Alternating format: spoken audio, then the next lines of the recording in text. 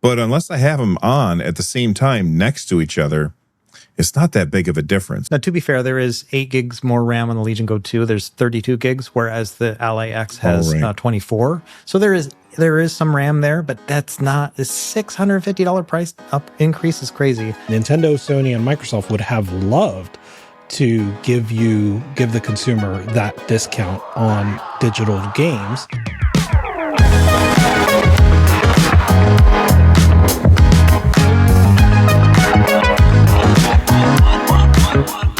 Hey everybody, welcome back to the NerdNest podcast. We are a man down today. Carrie is probably figuring out some embargo that's happening any minute now, and you can find out about that over at his YouTube channel, youtube.com/thefox.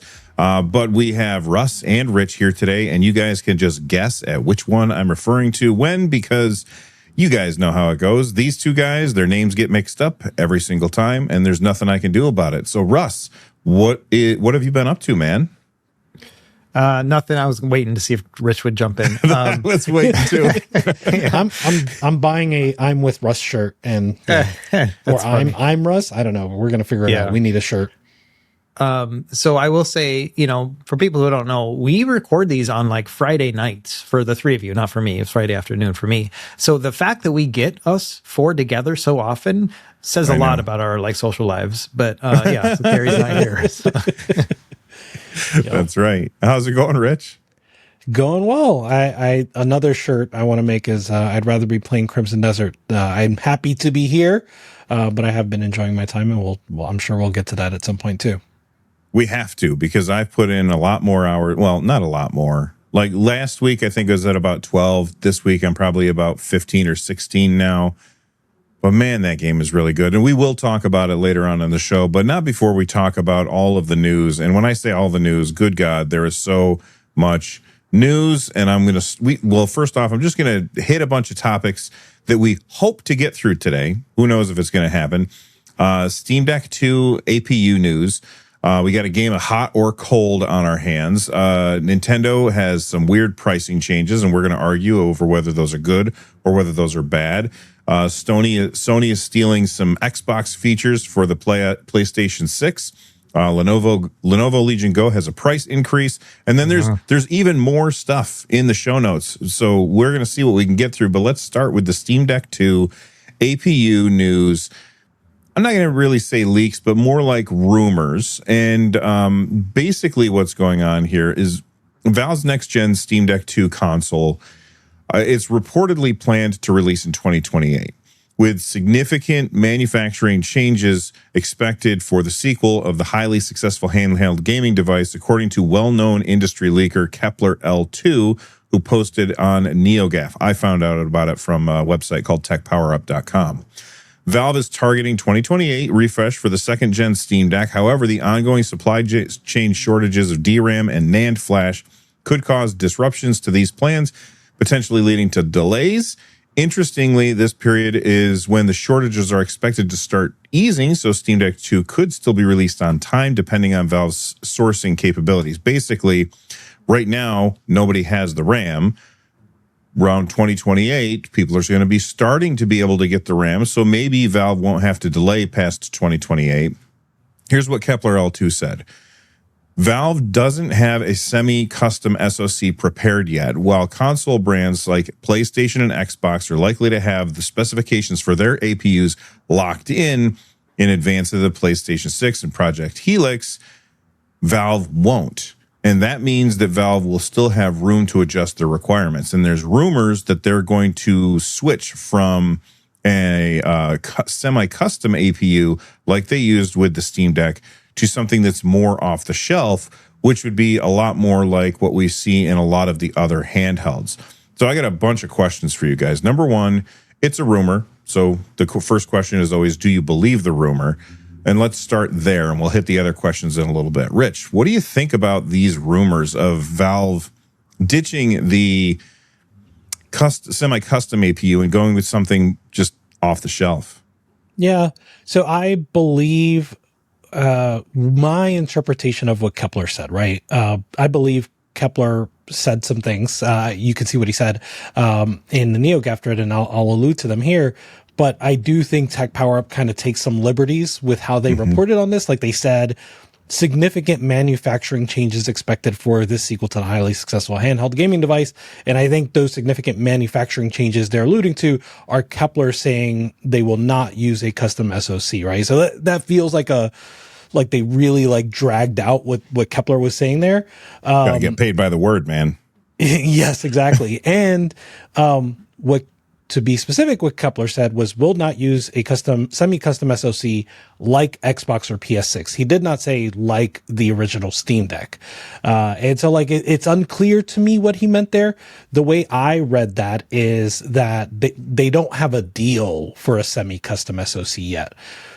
Who knows when they'll land that, right? Like they are opportunistic pragmatists, right? If they get a good deal, they will take it. But if they don't, then they're kind of just forced to do off the shelf. And so I assume that nobody has confirmed that they have a deal for a custom SoC or a semi-custom SoC. And I do believe that to be true. Yeah, well, okay. One of the reasons why they might not have a deal for a semi-custom SoC is because I don't remember what's the word I'm thinking of, what the context was, but there was some manufacturer, and I don't remember who it was, but they said that they were trying to partner with AMD, and AMD said, you have to commit to buying this many chips from us or we're not doing it. I think it was like 10 million chips.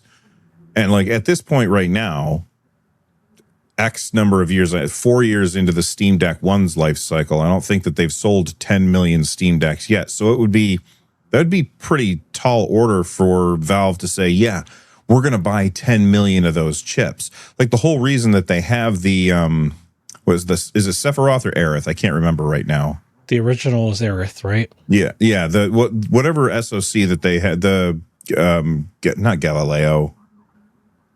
Starts with those a G. names get mixed up, right? So like they do. Yes, Galileo is a name, but I think Galileo was like the code name for the GPU on the APU. I'm not sure. I don't want to get it wrong, but I believe we'll just say the APU. You can say Aerith and Sephiroth. Aerith for Steam Deck LCD and Sephiroth for OLED, I believe. Those are the APU code names. Well, I forgot where I was going with this, but basically, like They don't want to. That's okay. That's not your fault. Basically, they don't want to say, yeah, we're going to buy 10 million chips if they're not going to sell 10 million systems, because then they're sitting on it. You know what I mean? Yeah, exactly. And thankfully, they didn't have to do that with the first Steam Deck because, again, they just kind of lucked into a deal. As we've said on this podcast, this was a chip that was like slated for Microsoft, and Microsoft, they were kind of like, nah, we're good. And so AMD just was left holding the bag. So when Valve wanted this chip for themselves instead, it was an easy choice for AMD to make. Yeah, and they could probably get it pretty cheap because it was already supposed to be for something else. And AMD's like, I don't want these. Exactly. Yeah. What do you think, Russ? You believe the rumor? Yeah, I don't see much new information in this. So it feels like this is just all makes logical sense. Like there is, yeah, sure. They don't have an agreement for a semi-custom APU like they did with the Van Gogh one because there's no semi-custom APU that they want to make an agreement on yet. That's my guess, is that like, they're looking for something kind of like Strix Halo where it's got that big old GPU. And maybe there's not something that really hits for them yet to be able to either order or make an agreement for just yet, because honestly, I think probably because Xbox and PS6 are like taking up all of AMD's time and maybe they don't have the time for that. So all this makes sense to me in terms of just, they probably don't have a custom APU yet. Whether or not they're going with something off the shelf, that doesn't ring super true to me. It feels like they're just kind of waiting for a better time. Yeah, I agree with you, Russ, in that like, sorry, I didn't mean to cut you off, Bill, but like I was going to say, I think that Valve are the sort of people that are just going to wait until they get a deal. And so like they if it doesn't come, if they were going to launch in 2028, but they didn't find a deal, they're just going to wait and we'll get it when they get the deal. Yeah, and I agree with that it's more likely that they would just say, okay, we're not going to buy off the shelf stuff, because you buy the off the shelf stuff and now your system is just like everybody else's. There's nothing to differentiate your system from all the other stuff that's out there. Right now, when you buy a Steam Deck, you get the most efficient chip. You get the cheapest handheld for the most part. And because of those two things, it makes it really attractive to customers. If they're selling the same thing that everybody else is selling, then why would you even bother? And, if people are buying PC games, they're buying it from Steam anyway. So Valve doesn't get anything out of it. Yeah. So I would just say, even going a step further than that, it's not just that they're buying the same thing everyone else has. It also opens it up so people can buy what they have. And so you'll see copycats of Steam Deck too, if you've got something like that. And so one of the special things about that Van Gogh for a while was that it was the only one that was so super efficient. Now we've got like the Z2 Alpha or whatever the other one is that actually looks very much so like the Steam Deck APU, but that was years after the fact. And so I think that just from a business perspective, I would kind of be thinking along those lines as well. As I need something that's, they call it in our world, when I was in the military, they call it exquisite, something that was just not found elsewhere, basically. And that's kind of what they're going for. One more point on this, like, will they do a semi-custom or not, is I've said this before on the podcast, but they may be a victim of their own success here, right? With the success of the Steam Deck, that makes it so that other manufacturers want to build handheld PCs, which now makes this market of APUs, it puts it in higher demand than it ever used to be. Hopefully, AMD, NVIDIA, and Intel are thinking about that and increasing their supply. But as you can see, increasing the supply is very wrought right now, right? Like, that's not something that they can just do. So I think that, with it becoming more in demand, less supply, they are just a victim of their own success, and it's going to be harder to make a deal. I still think they want to, and they'll try their best, but it does seem like it becomes harder after the success of the Steam Deck. My next question is, do you guys think, let's pretend that the 2028 target is true, do you think they're running out of time if they don't already have a chipset in mind? I mean, I was rewatching actually I'm trying to bring up my show notes so I get the name right. The Bringus Studios video where he got his hands on the prototype Steam Deck, and he opened it up, and there was like one of the parts in there had a date stamped on it of November 2019 when they had manufactured that part for a prototype Steam Deck. Now that was not the APU, because the APU had a heat sink over it, and so he couldn't see exactly what that was, although that was supposedly an off-the-shelf CPU as well. Well, 2019 is, pretty close to it's December 2021, which was when the original Steam Deck was supposed to actually launch. And if we look at now, we're in 2026 to 2028, that's 2 years. Do you think that they can hit 2028 if they don't already have hardware planned? Russ? Yeah, I think so. The Steam Deck was a Gen 1 device, so they didn't learn just about the APU and how to get that running while they were building the Steam Deck. They were figuring everything else out. Controls, ergonomics, battery, all those things probably had a factor as well. It may not have been APU related, and why it took so long for them to get it right. And so software too, right? So it's going to be a challenge to make Steam Deck 2. I mean, I'm sure they're going to put a lot of work into it, but I think that they've got a lot of corporate knowledge at this point of how to do that in the first place. So I'm not too worried about it. Again, I really think it does come down to what AMD has available to deliver and whether or not it's matching what they're looking for right now. And I don't know. I think that Valve is the type of people who will just wait until it's the right time and the right chip. Yeah, and as long as they're waiting, they're probably iterating too, right? So they probably have in-house prototypes just like that Bringus prototype, and just not just the Bringus prototype, but there were several other prototypes, right? Whether they were just like 3D printed, like hand prototypes, or full-on devices that you could use. And so like they are iterating through this, and each time you're probably going to get parts that are pretty recent for that prototype. But it won't be until they're ready, until they have something that they can kind of say, yes, we're going to fire off with this set.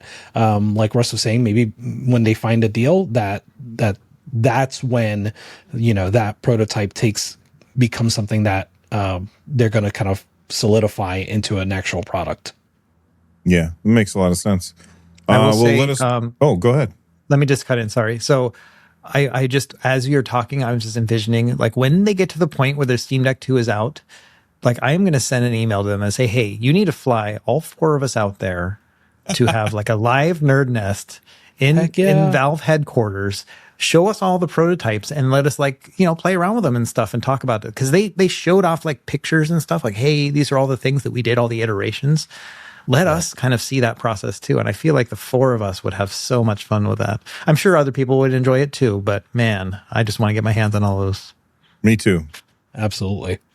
Yeah. I mean, remember the poster that they had that had all the different prototypes, like in like, I don't know, there's like a 5x10 grid or something. And they had all these different ones. And I remember when I had On Deck, which was the Steam Deck podcast that I had started, like me and my friend Lloyd were going through and looking at each one, and we're like, what the hell were they doing with that thing? That thing was weird looking. Yeah, I love that picture. Just looking through all of it and seeing like the iteration that must have happened through that. It's just amazing to see. Very cool. Well, let us know what you guys think. Do you think 2028 is in the cards, or do you think maybe it's going to get delayed even further? Let us know what you think in the comments section down below. We're going to move on to our next topic. And our next topic is, I don't know, I got to click. Oh, it's our game of hot and cold. So for those of you who have not been watching the YouTube channel recently, basically what I do is every once in a while I post over to youtube.com/nerdnest a question asking for ideas from you guys for things for us to talk about. And basically for hot or cold, I asked you guys to give us your hot takes, your gaming hot takes, and then we as a panel decide if they're going to be, is that a hot take or is that a cold take, or maybe it's right in the middle. So I went through and I grabbed a few of them and I figured I would fire them at these guys. I'm going to start off with Rich, and this one comes from Hidden Characters. They said, I'll try to keep mine brief. They said AI can have a place in gaming beyond placeholders. Here's an example in a role-playing game. You finish the main story of a handcrafted story. You end up seeing the end credits. AI then uses the stories and the characters and learns from them over a long period of time in the storyline, and then extends the story indefinitely, optionally, based on the history of the world of like how you went through it. So basically AI creates DLC, post-game content for you specifically. So Rich's DLC is different from Russ's DLC, is different from Bill's DLC. Rich, what do you think about that idea? Yeah, so I definitely think it's a hot take, meaning the take itself is controversial. And I'm kind of going to break it up a little bit into a couple things. So first, just generally speaking, does AI have a place beyond placeholder art in gaming? My personal answer is yes, right? And that's a very personal take. I think that could take the form of, first of all, just coding, right? Like coding seems to be the place where AI and usage of AI is the least controversial. Not everybody, but there seems to be consensus that AI and coding is fine, no big deal, right? So that's one place besides placeholder art where AI is useful. Now, this person, Hidden Character specific example of like RPG stories kind of stretching on indefinitely, I certainly think it's possible. I don't think I would enjoy that. And I think that it would probably be more work for the developer to incorporate this than like people are thinking. And so to have that and have the gains be, in my opinion, extremely minimal, I don't think it would work, but happy to be proven wrong. I think you could try it, but what would happen is there would just be all kinds of bugs. Like this character wouldn't be in the right place at the right time, and so you wouldn't be able to finish the quest or start the quest because you run into that stuff in a regular ass game that's made by humans who've like checked things. And when AI does things, they don't check anything. Like I used I don't use generative AI, but I use AI for search because it's a pretty damn good search engine.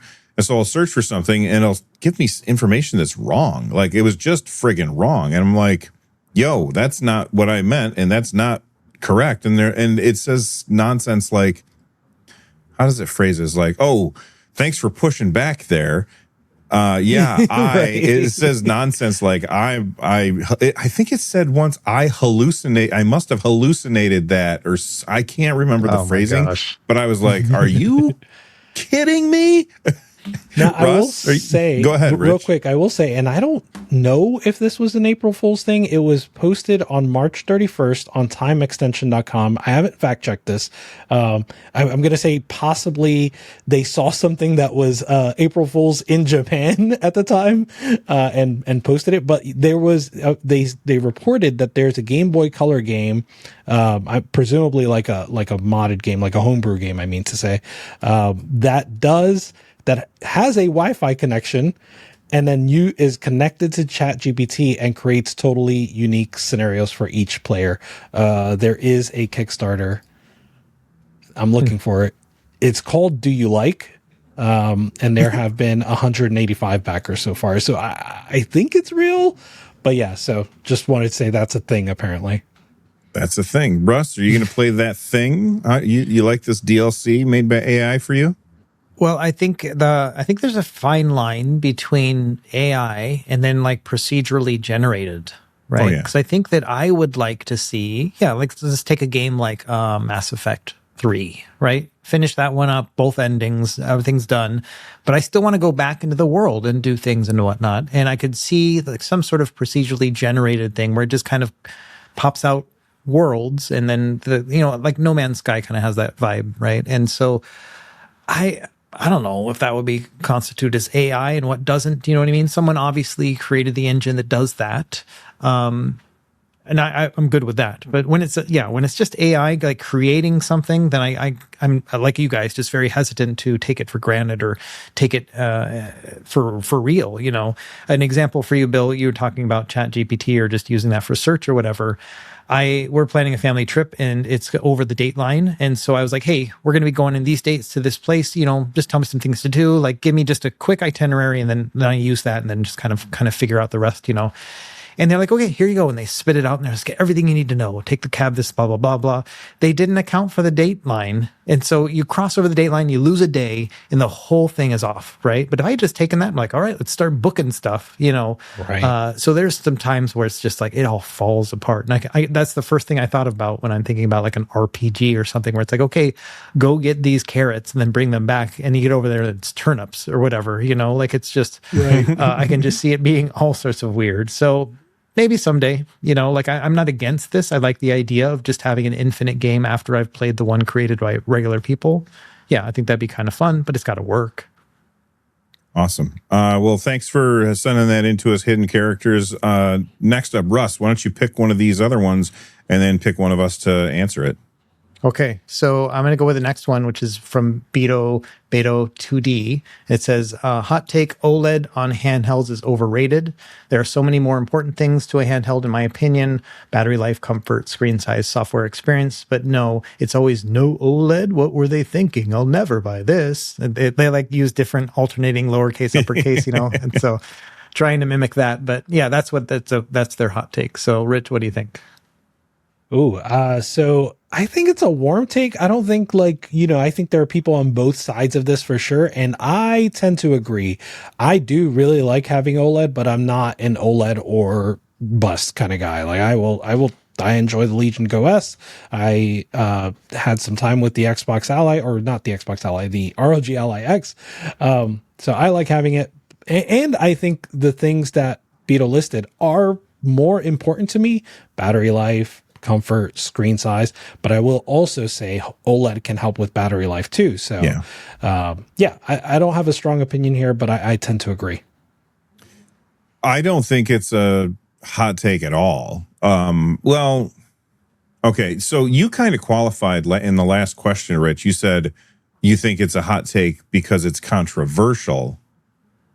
Yeah, But what I was thinking, I agree with them. Yeah, I'm separating them. So like there's whether or not it's a cold take, hot take, and then whether or not I agree or disagree. Yes.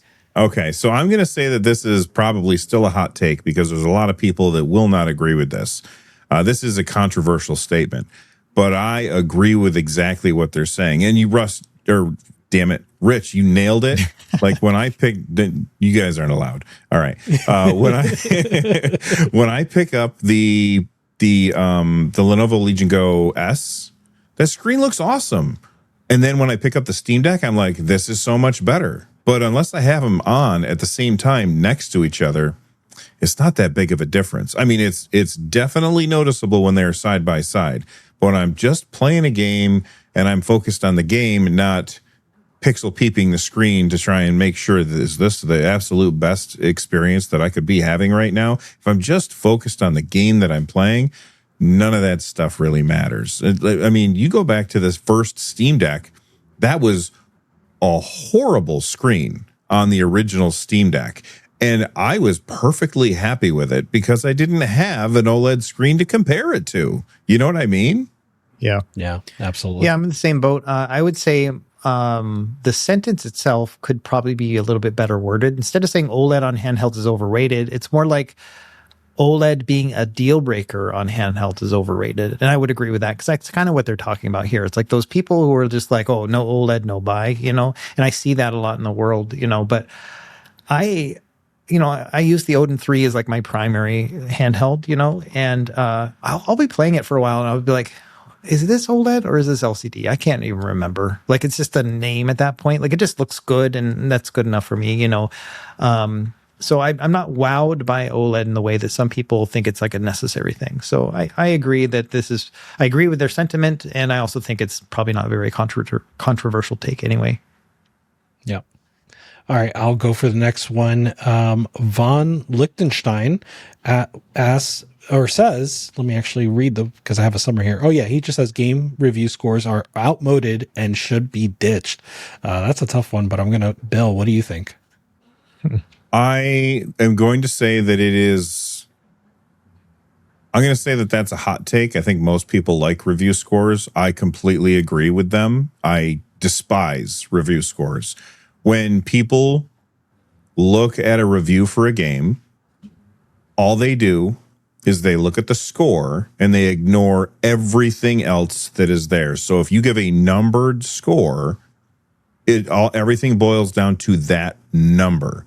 Oh, it's a 7 out of 10. Must be garbage. Oh, it's an 8 out of 10. Must be better than a 7 out of 10. Never mind that the people who are reviewing the game are two different people. So like when you ever see when people are like, IGN gave this game an 8, but they gave this game a 7, and I'm like, guys, it's two different authors. Like, it's different people. You can't just always, like, they think of IGN as a person. It's an outlet where there's a bunch of people. It's like imagine if you guys said, hey, what did the NerdNest podcast rate Breath of the Wild? Well, Russ hates Breath of the Wild because he hates breakable weapons. And I love Breath of the Wild. It's my favorite game of all time. Like, that doesn't work. So numbered scores are stupid, and I wish they would all go away. So I am like, I like numbered scores, man. I think they're good, you know, but I got a couple caveats. Number one is that I think that people who read those scores sometimes take them too seriously. And I think it requires your own sense of taste, you know, like I use that as just kind of a starting spot and whether or not I think it may be something that will be a good fit for me. If I just see like and you see this all the time with like the gaming journals where they go back and forth. Are we going to score? Are we not going to score? You know, and it's like, it takes a measure of patience and understanding to read a review that doesn't have a score and really understand whether or not it's going to be a good fit for you. But when I see a 10 out of 10, I'm like, okay, they're saying it's universally good, which means that even if it doesn't seem like it's a game I'm going to like, if I put enough time into it and really understand it in the way the reviewer did, then it may be a masterpiece, you know? And so I like to see those scores in that way. Other times it just doesn't sway me. If it's a 7 out of 10, but it's something I'm interested in, I think I'm going to jive with it, I'm going to get that, you know? And so It really depends on the person reading that and how they interpret it. I never look at those numbers and just be like, okay, that's what it actually is, And I think there are people who do that, and that's probably that's where those arguments come from. My only other caveat would be that I prefer out of 100 as opposed to out of 10, right? 76 out of 100 or 7.6 out of 10, like that's the kind of nuance that I like to see. A lot of that comes from like the music journal that I used to read a lot online called Pitchfork Media from back in the day. And they did those decimal systems. And so I got really honed in on what makes a 7.2 versus a 7.4, and so I do like seeing that granularity. But yeah, I like those numbers. I think it's fine. I wouldn't want them to go away. So there's one thing that I want to include that I didn't think of when I was talking before, and that is Metacritic. Like whether or not like bonuses can be for a company that is developing a game, those can be dependent on your Metacritic score. So if your Metacritic, if you don't get above an 80 or something, then suddenly the developers that worked on the game, they're not getting paid as much, which that's kind of crazy to me. Where like, because, I have seen quite often when games come out, there are some outlets that will have a tendency to score very different than everybody else is scoring. And it's because what happens, and I'm not going to say anybody in particular, but what happens is people see that, and I've fallen into this trap. People see that score and it's like, these are all 9s. This guy gave it a 5. I wonder why he gave it a 5. So then I click on that 5 and it worked. You know what I mean? Or everybody's giving this game a terrible score and he gives it an 8 or something. And I click on that and suddenly I'm given that. And that's part of the reason, a small part of the reason why I don't like numbered scores. But, here's something else, Russ. You mentioned if something has like a 10 out of 10 or whatever, and you think it's going to be really good, or you say, okay, no matter what, I can probably enjoy this game. But you famously aren't really a big fan of Breath of the Wild, and that has a ridiculously high score. Yeah, no, I actually do love Breath of the Wild. I just don't like the breakable weapons, so I like emulating Breath of the Wild so I can use cheats. And that game is perfect. Enough. That's a 10 out of 10 for me. But yeah, that is one of those things. But I would never have gone through the lengths that I did to figure out emulation back in 2020 and get it working if it hadn't been for those 10 out of 10 scores. I had skipped over so many Zelda games getting up to that. So I think that's probably a good indication right there. That's fair enough then. All right. I've misrepresented his feelings on Zelda, and so everybody can yell at me. So I have so many thoughts on this. I'm going to try to keep it short, though. On the 10 out of 10, I love that example, Russ. I do think that, how people see a 10 out of 10 is very different across the board. And I think, how probably the three of us may see it is very different from how a lot of people see it. Because when I see a 10 out of 10, I'm not thinking about what I think of that game. Like, I may have had preconceived notions of, I think this game is probably like a 7 for me. And so when I see a 10 out of 10, I'm not thinking, that person must be wrong. You know what I mean? I'm not thinking that. Even if I've played the game and it is a 7 out of 10 for me, I'm not thinking that person must be wrong. I'm thinking, what did they see in that game? And now I'm curious, right? And so I like having that notion of surprise, like delight, right? Is I didn't expect this game, whatever that game is, to get a 10 out of 10. And so I'm excited almost that it did, just so that I can find out why people are gushing about it, even if it's not for me. I love that process. Also, to me, I think historically I tend to agree with this take that game review scores may be outmoded.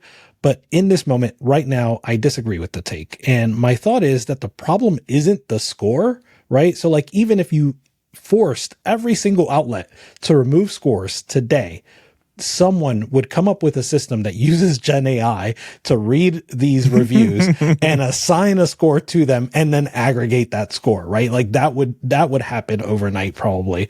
And so I think the problem is exactly what we're talking about. Is just like people taking the wrong things away from these scores. Also, one last thing here is the way we're aggregating, right? Because Metacritic aggregates one way, OpenCritic, Rotten Tomatoes, and Steam aggregate in a completely different way, which is they just say, how many people recommend this versus Metacritic, which is like taking all the nuance and trying to smash it. That nuance that Russ was talking about from Pitchfork of like a 7.2 and a 7.4 and the different outlets that may rate their different sevens one way, and then another outlet that does a 3 out of 5 instead of a 7.6. You know what I mean? These are all of that nuance is getting smashed into an aggregate that just doesn't make sense. Whereas if it was just like thumbs up, thumbs down, what did that reviewer say? So I would encourage a lot of people to look at Steam reviews and to look at OpenCritic because they both offer that aggregate. And more importantly, find a reviewer who likes the kind of games that you like and follow what they say and read the actual article or watch the actual video. Don't just depend on that number. And stop arguing over whether or not an 8.2 is better than an 8.3, because that's a waste of everyone's time. But those were our hot takes for today. And thank you guys for sending those in. Again, if you didn't get to see that post, then make sure that you head over to NerdNest, youtube.com/NerdNest, and subscribe right over there. We're getting really close to 100,000. Might actually happen I this saw week. that. Yeah, that's amazing. Yeah, That'd be awesome. Hey, if you guys have 17 friends, then we could be there already. All right.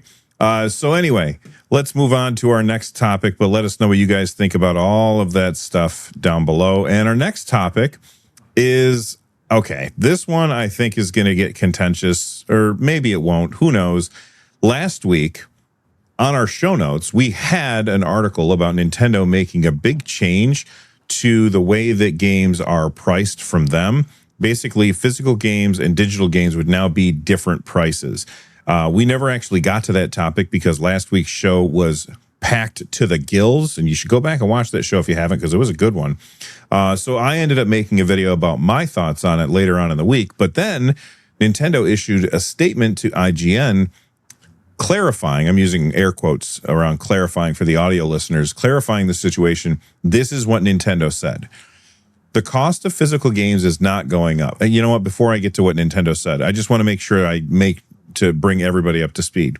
Basically, with the new Yoshi game, Nintendo is starting a new policy of exclusive Nintendo Switch 2 games.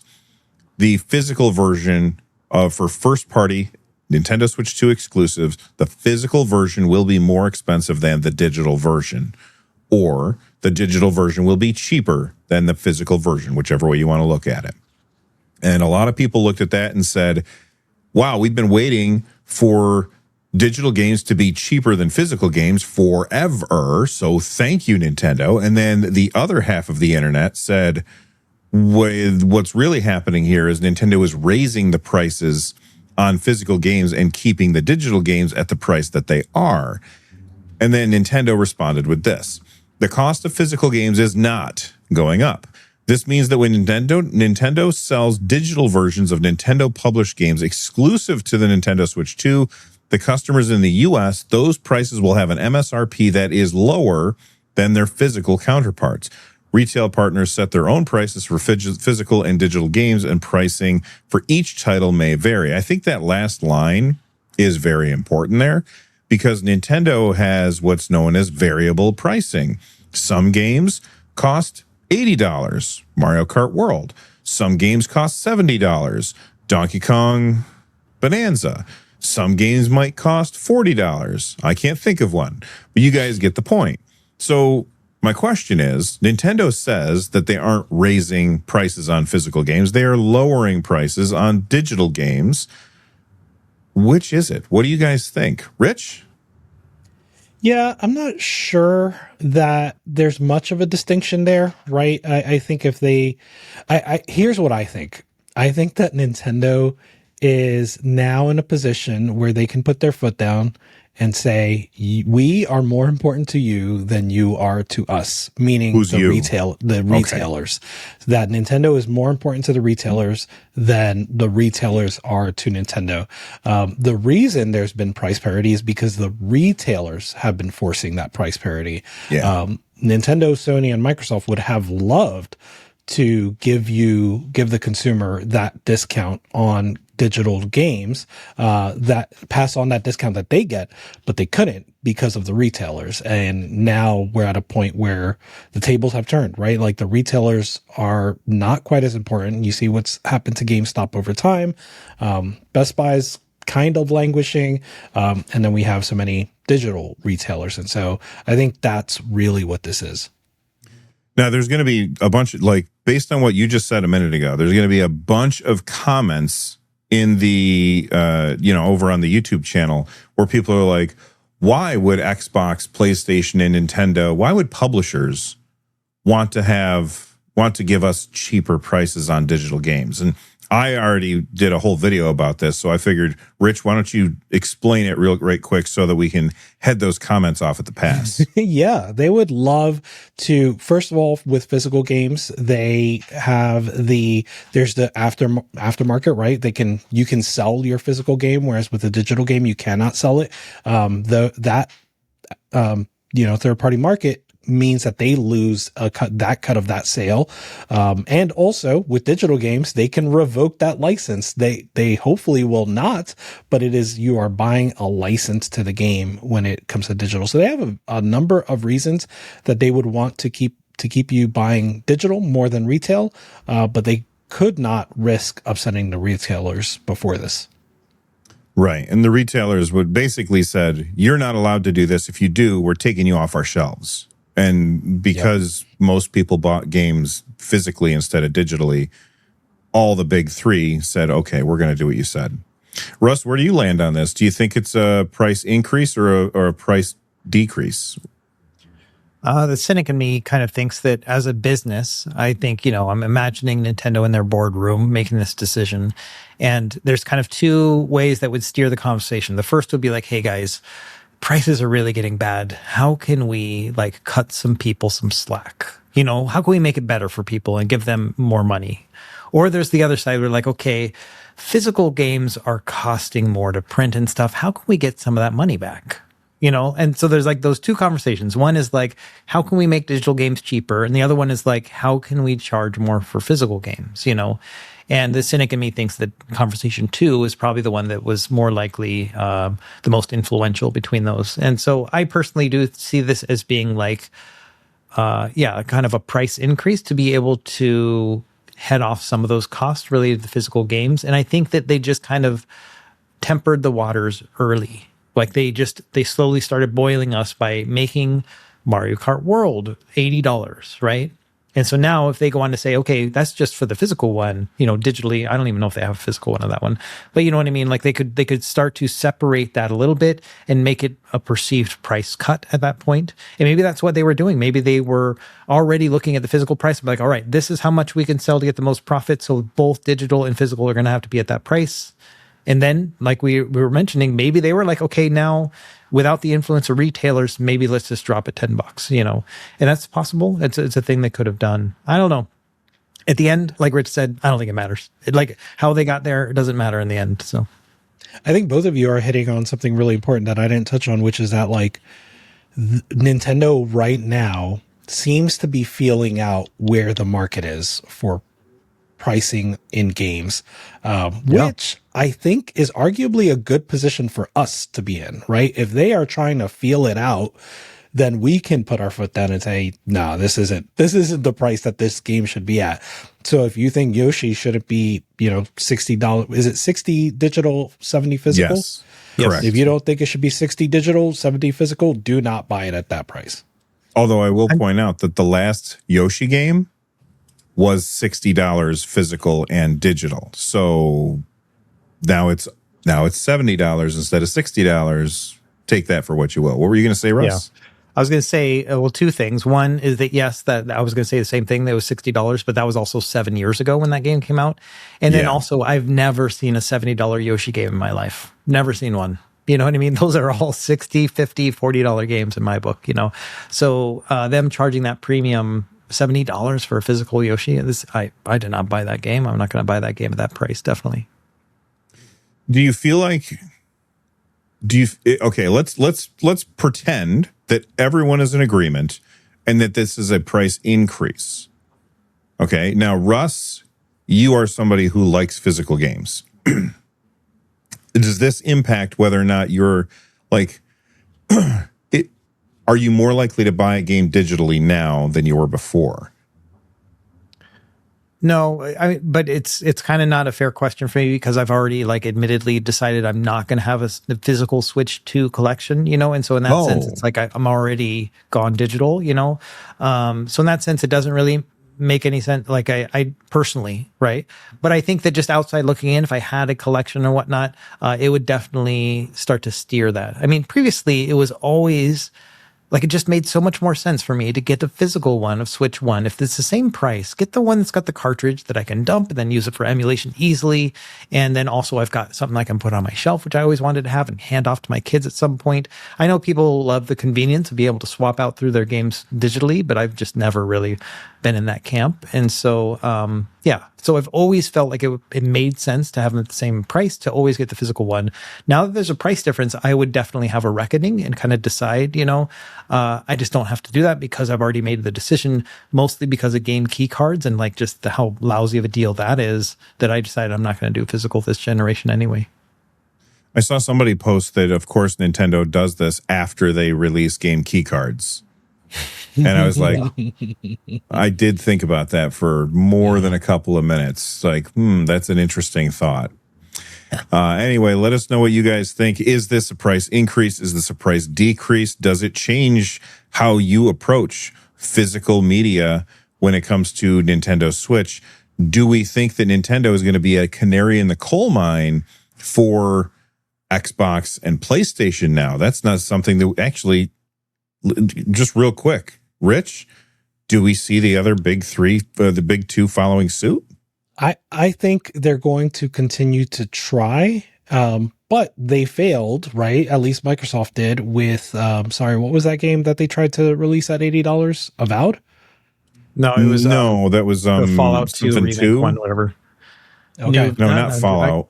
It's the other Fallout, Outer something, Outer Wilds.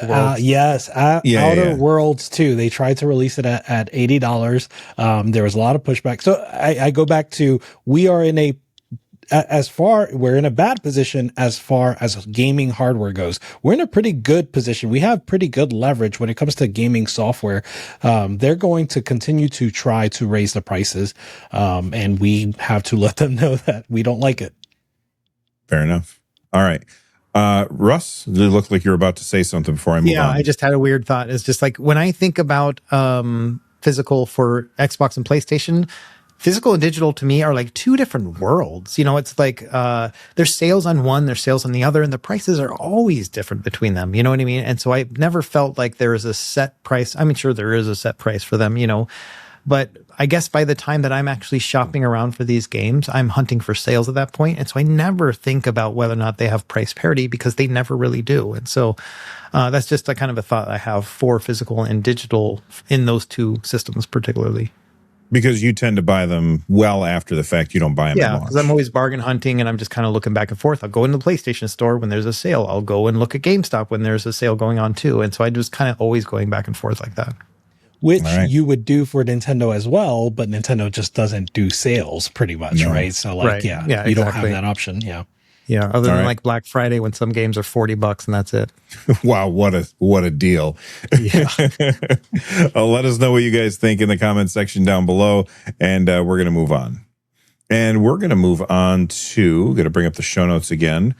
Yes. Sony is stealing a vital Xbox feature. I found this over on WCCF Tech, but they were basically paraphrasing Moore's Law is Dead video, friend of the show. Tom was on a couple weeks ago with me and Rich. Here's what they said. Basically, there's they said one more leak that, I pasted that in there twice. One more leak that heavily points out that PS6 is around the corner and that the handheld indeed is in the works. For those of you that don't know, the PS6 is rumored to come in a console version and a handheld version.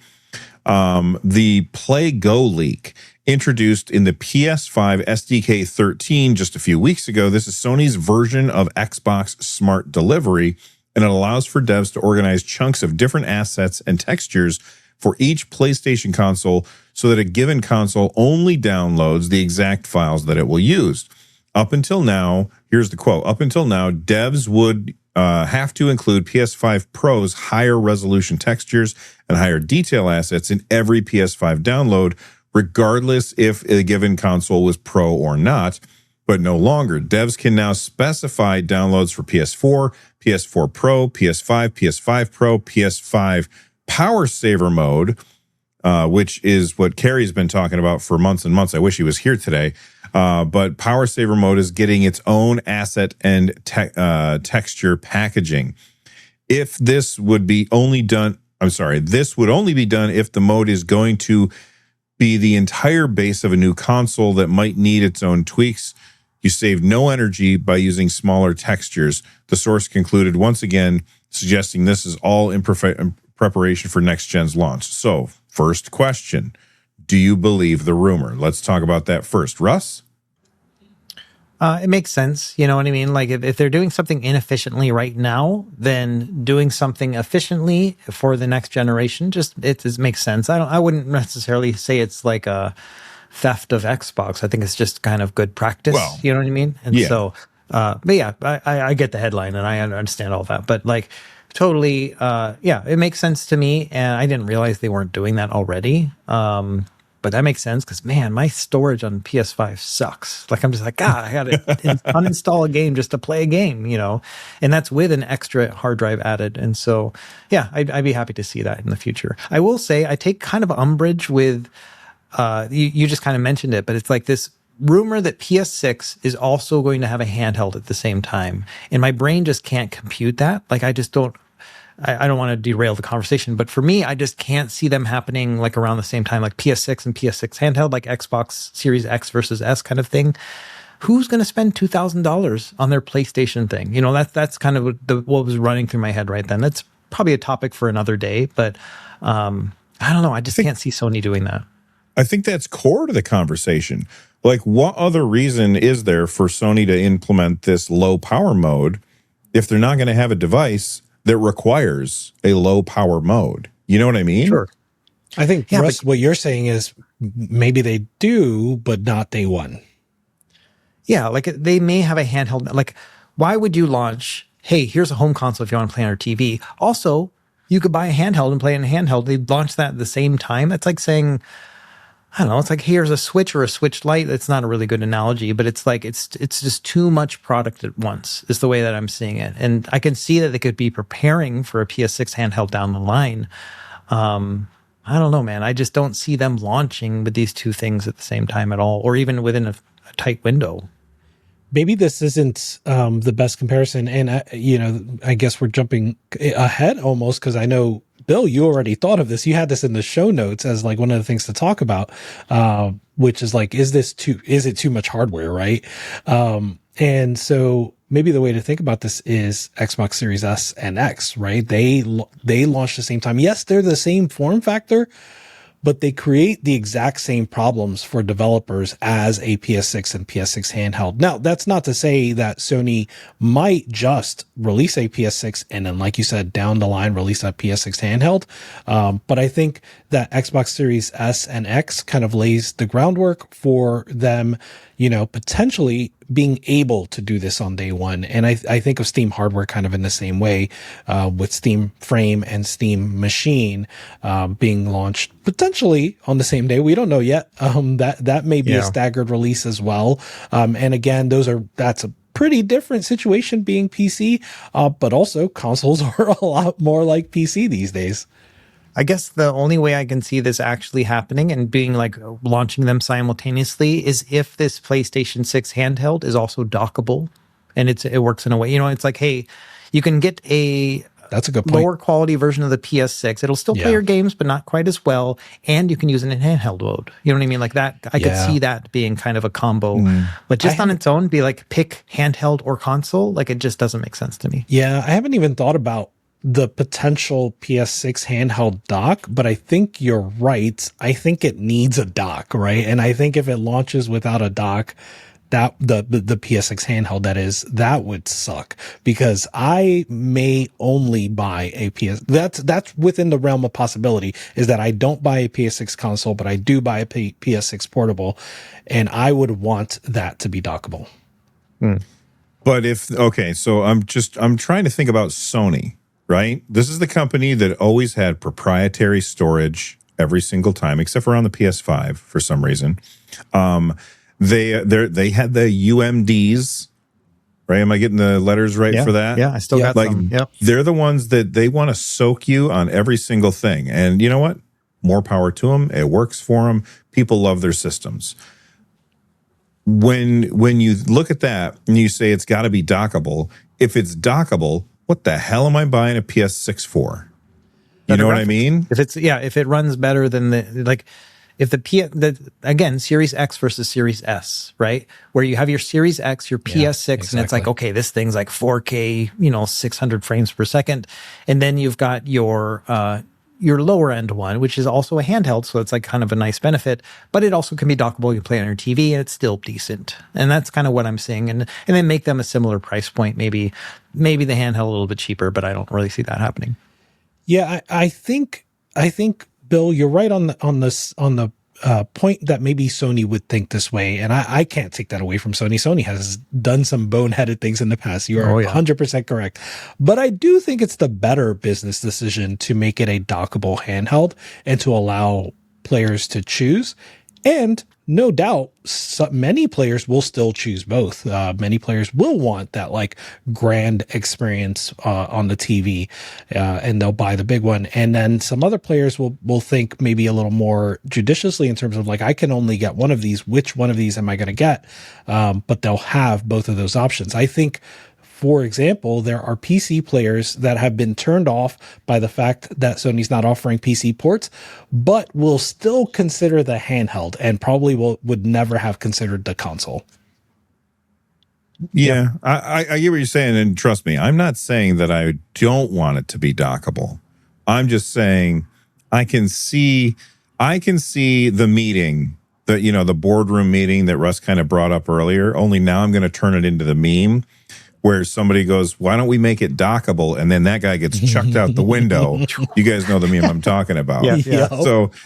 So that's just how I'm thinking about it. I'm thinking about it from like that corporate, mustache twirling energy that's happening there.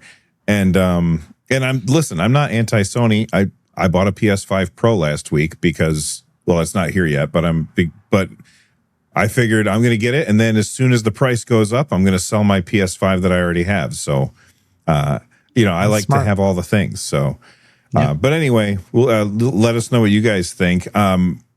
Moving on to this next part, it says, or the next question that I had for you guys is, the people who watch us, they're pretty heavily focused in handheld gaming. Mostly in the PC space, but this is still a handheld. The idea of a PS6 portable is enticing to me. What do you think of the idea of a portable system from Sony? Is it something that you personally would like to get? Rich, I think I know your answer, so go ahead. Yeah, I'm dying to get one. So I love the idea. I don't play my PS5 a bunch, but when I do, I'm more often playing on the PS Portal than on the PlayStation 5 native. I think now that Sony has backed off PC ports, especially, I'm probably going to get a PS6 of some sort just so that I can have those PlayStation exclusives. And to me, buying the handheld is a no-brainer. So I would get that, and then I would consider the console. Maybe I would get that in the future. Maybe if there's a PS6 Pro, I'd be more likely. But right now, I will buy the handheld, and if it makes sense, maybe I'll buy the console. Russ, pretending that you're not going to do a video about it. All right. Would you buy the console, the handheld, or both? So I would probably just get the handheld, I think. It really depends. Like I just can't imagine a PS6 portable is going to be able to play all PS6 games, and then assuming backwards compatibility too. So PS5, PS4. Gosh, that's going to be a great deal. You know what I mean? And that's kind of what I would love to have, is like a handheld PS4. Honestly, like that sounds really interesting to me. We kind of get that with Steam Deck because so many single player games went over to handheld PCs and stuff. So we still kind of have that, but man, a lot of my good save games are locked in PlayStation right now. And so, yeah, I would definitely end up getting it. I probably would have to get, like, I'd hate to say this, I'd have to get a PSN account for a month, move over all my saves to the cloud, download them onto my handheld, and then cancel again. You know what I mean? And I'd have to do that because all of these are residing on the original consoles right now since I don't have that account. You know what you just reminded me is, if you have both, you have to have PSN so that you can get your game saves to transfer between the two systems that you own. Gotcha. They got you. You are now locked in to PSN. Oh, that sucks. That does suck. I mean, hey, if Project Helix comes out and doesn't have paying for those features, and Sony's the only one still making you pay for those features, do you think that they back off on that? Or do you think that they say, we don't have any competition, we can do whatever we want now?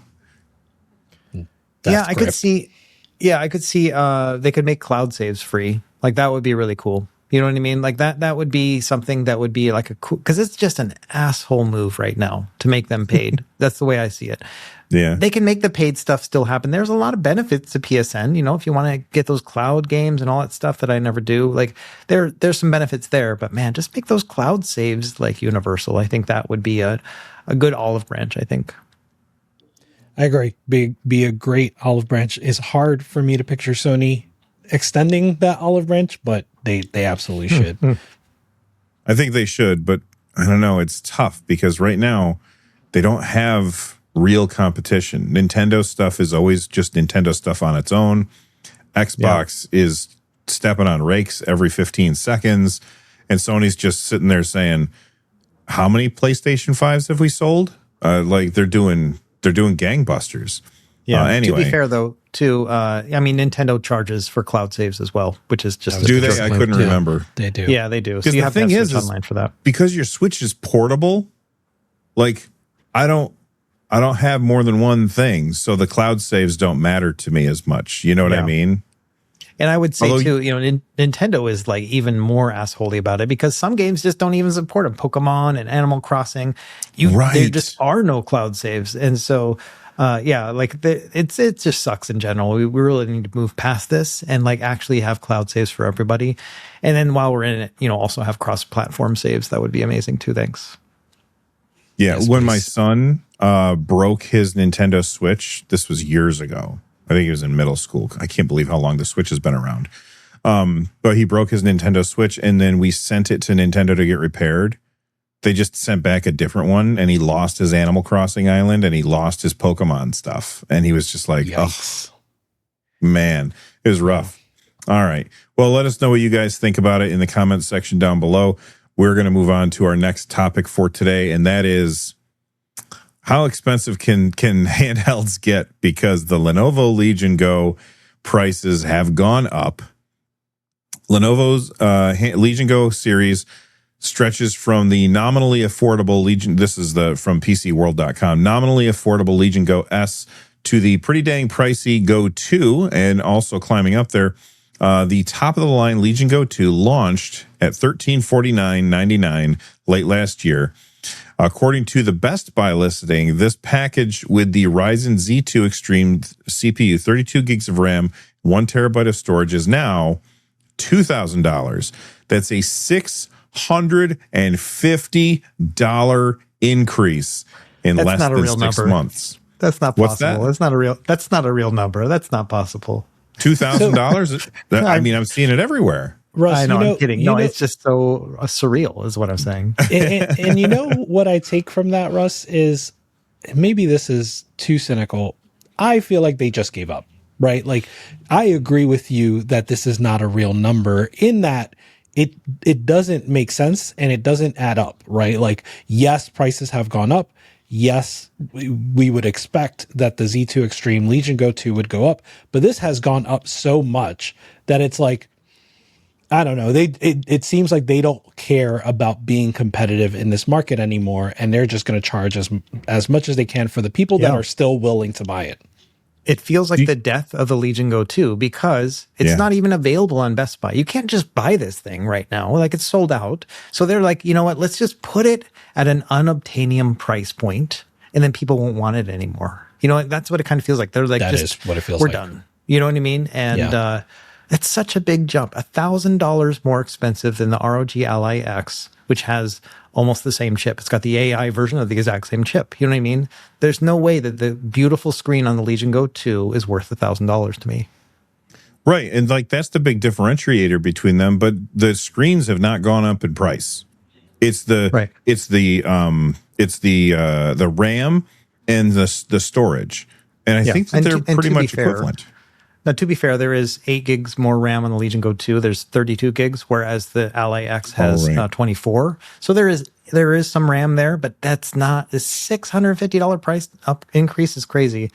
I just feel like my big takeaway for this is that, like, if you were thinking about getting an Xbox Ally X, get it right now, because that's the next one we're going to see with a price increase, you know, especially if they're looking and they're like, well, Lenovo just went up. Maybe we can go up a few $100s, you know, maybe Microsoft is kind of holding back, but, you know, they've also been increasing prices too. So, that's the big takeaway I saw from this is like, oh crap, Xbox is next. Well, like last week, I think we were talking about Ioneo had the Ioneo Next 3 or whatever, and they were just like, we're just not going to make it anymore because it's too expensive. It's too expensive. And then I asked, I go, who's next to just say we're not going to make it anymore? And it feels like, wow, it didn't take very long. Were they watching? Like, now the Legion Go 2 is gone. Although I wasn't at Best Buy today, and they had one, and I picked it up because I wanted to look at the screen, but it wouldn't turn on, so I was very sad. But what were you going to say, Rich? Yeah, I'm just, you know, it feels like we really hit it. That, like, this is basically them saying we're not in this market anymore. We don't want to sell this anymore. We don't want to actually say we're not going to sell this, so we'll just price it at a price that doesn't make sense. And just some more ammunition for that is thank you, Bill, for putting in all the price increases, because they also increased the Legion Go S, right? Mm-hmm. And so Legion Go S went from this, if we're talking about this like for like RAM and storage, right, went from 830 to 900 or 850 to 980 if you're looking at the Windows version versus the Steam OS version. So both of those are what, $130 to $70 to $130. So that's about the price increase we're talking about for storage and RAM. About that, right? It's not $650. So $650 is them just saying they don't care. And we're talking about a Z1 Extreme handheld. You know what I mean? We're talking about the same chip in the Legion Go 1 and the original ROG Ally. And it's just crazy. Like, I have the Z1 Extreme Legion Go S Steam OS version. That's my primary handheld. And I sat down and played it last night, and not once did I think to myself, this is a great $900 handheld. You know, like, it just doesn't make sense. Is Z2 Extreme, but I don't actually know how big of a difference that is. It's not that big of a difference. Like, I think the Z2 Extreme is also in the ROG Ally X or the Xbox Ally X, and it's not that big of a power boost. It's like a 20-30% jump, I would say. And the Ally X, the Xbox Ally X, has the AI version of that one, but they haven't actually been using any of that AI stuff. It's supposed to come out with that, whatever they're calling it, RSR or whatever, the FSR thing that's supposed to be like system level is supposed to happen on the Xbox whenever they launch it. But mine is the Z1 Extreme, you know, and I just can't imagine it being a $900 handheld. I got it on Black Friday for $650. And for me, that was a good price point, you know. $900 to me is like, I just can't recommend this thing anymore. It's just crazy. Oh, I'm sorry. You're talking about Legion Go S at 900 or 900 plus. Yeah, sorry. I agree. But No, I think I was confusing the situation. I agree with that. And there was now I'm going to, roast on a comment. I apologize to the commenter, but a commenter made a note that we glazed the Steam Deck, but we all kind of said, that we daily drive a Legion Go S. And maybe it's a good time to say, for me at least, I got it for free, right? Like I got that Legion Go S for free. It is a good handheld. It is arguably better than the top Steam Deck OLED.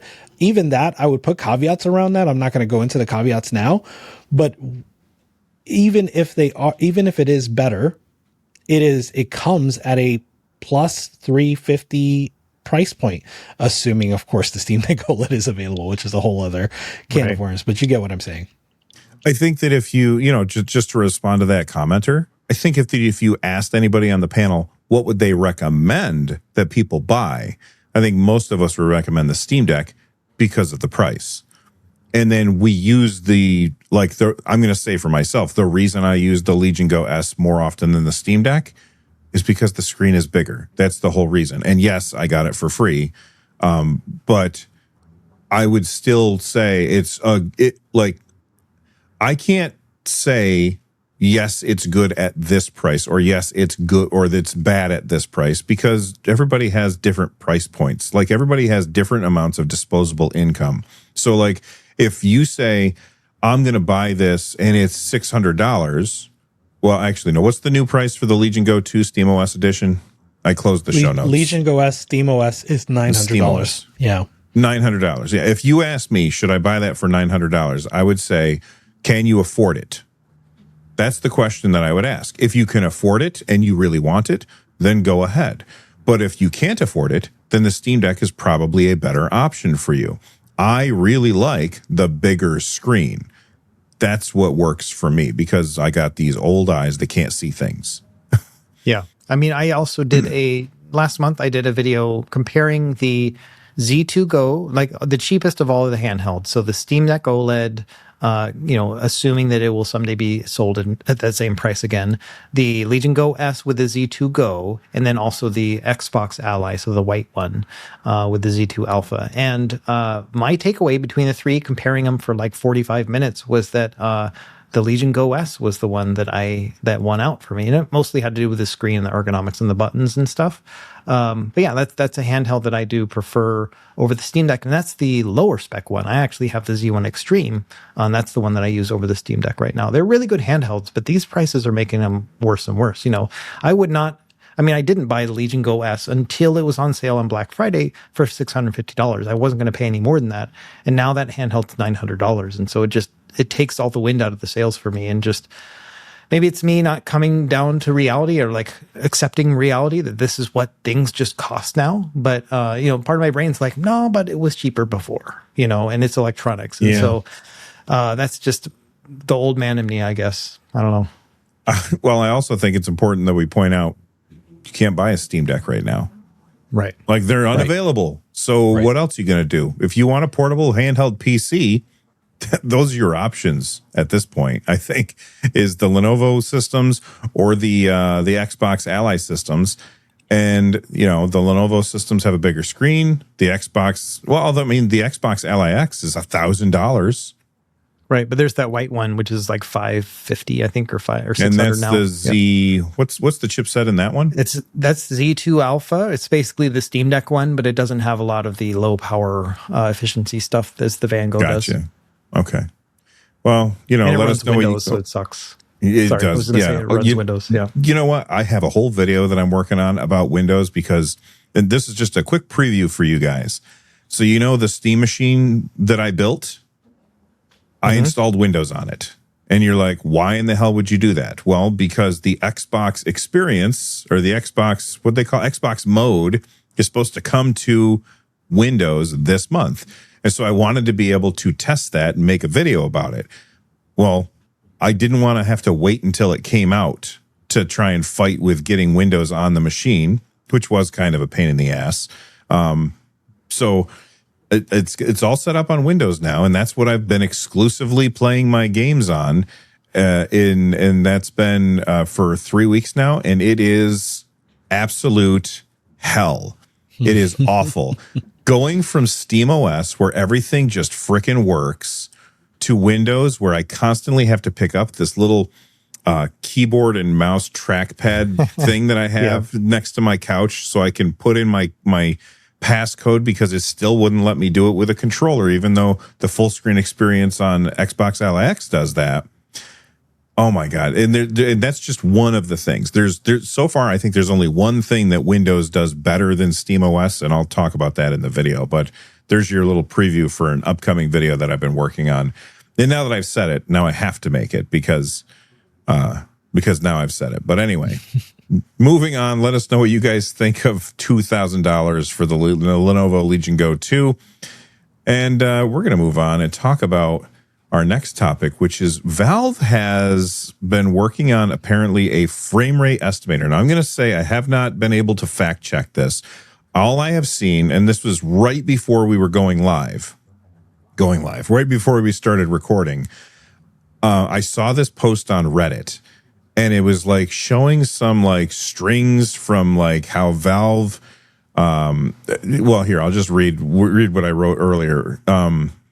Or read what it says. If you open up the code here, and it's really small for me, it says, select, oh gosh, I lost it. Select an app and a PC config to get a chart of estimated frame rates based on, I don't know why it just moved on me, based on the frame rates of other Steam users. Wait a second. So this is something I've been talking about for a really long time. You go to look at a game and you scroll down to look at the recommended settings. And you're like, okay, so this is the recommended settings for this game. But wouldn't it be awesome if they could just say, hey, this is your hardware. This is how the game would run based on other people's settings who are already running the game. Valve has all of this hardware information that they collect all of the time as long as you opt into it. So that Valve hardware survey could be incredibly useful for people to find out how are the games actually going to run on my system before I spend the money. What do you guys think about this, Russ? Yeah, I think this is a better deal than them trying to, like, them letting the developer or them trying to predict what your handheld's going to be able to play. You know what I mean? Like using some sort of algorithm or something, because it puts them in this kind of liability perspective where it's like, hey, we promise 40 frames per second on your hardware if you buy this game, you know, and that's a promise that they may not want to keep. And so, especially when new updates come out and new de novo or whatever, all that stuff happens. So I like this idea of it just being like a community glimpse and be like, hey, other people with similar hardware, also on Steam, they're getting about this with these settings, you know. They've got that data, and that would be pretty cool to see. Yeah, we'll see how that goes. I feel like it's like opening up a big can of worms of things to go wrong, potentially, especially when we're talking about people potentially buying it based on that information. Like I can see a lot of people just being unhappy with those results. Well, at the same time, it's called an estimator, for one. Sure. And number two, Valve has a great return policy. I still see this being an issue. You know, you talk about people getting mad about game review scores. You know, it's people wanting someone else to do the thinking for them sometimes, you know, and I'm not saying everyone who reads but that's part of it. And this is like 100% tailoring to those kind of people where it's like, hey, this is an easy way to see what you're going to get with your game. You can put as many asterisks as you want after that and say, it may depend on your game, blah, blah, blah, you know, and it may depend on all sorts of other stuff. But I can just see this. I don't know. It's a can of worms. I think I'm with you. I think this is very exciting, right? I don't mean to like downplay that. I think this is exciting potential news, but I do think that there are some potential downsides that I do worry about. One of those downsides, Russ, you kind of almost alluded to, because you said that you like this better essentially than Deck Verified, or at least that's how I interpreted what you were saying. Something like that, right? Yeah, and so now I wonder, could Valve feel the same way and sunset the Deck Verified, right? I don't think they're thinking about that now, but that seems like but that does seem like a very Valve thing to do, is to get excited about a new thing and sort of stop like working on the old thing, right? And so that could happen to Deck Verified, where like, oh yeah, this is gaining some traction. We like where this direction is heading. And now all of a sudden we are reviewing fewer games when it comes to Deck Verified. That just seems like Yeah, Valve could easily fall into that trap, let's say. And then I agree about, people taking this and sort of taking it as a thing that like, maybe not gospel, but like letting that maybe overly influence their decisions. I do think that, Valve has a pretty generous hardware or refund policy, especially when it comes to performance. Of course, there are times, or most of the time, I would say, when you not run into a performance issue, but most of the time, performance gets worse the further you are in a game, which is a little, a bit of a frustrating thing to deal with games like these. But overall, I do think this is very interesting. I think this is, I welcome this. I just hope that they do support it, taking the feedback that they are bound to get right from just people at large and iterate on it. I think it could be a good thing, but they do have to work on it to make sure it is good. So the thing that jumps to my mind is I don't think that they would use this to replace the deck verified system. I would think that they would use this as part of the deck verified system. And the thing that I'm thinking of is when Microsoft announced the Xbox Series X, they were talking about how they had, I can't remember how it is, but on the store, it would say like they had their own verified system that they talked about. And they're like, it would say, oh, well, if it's this many frames per second, it's going to be this color. And if it's this many frames per second, it's going to be this color. And like I've been very critical of Valve for not being transparent with the frames per second that they determine as playable, because they just say it's a playable frame rate. They don't say what that is. And I understand why they don't say what that is, but I still critique them on that. But Microsoft is just coming out and saying, these are the frame rates you're getting.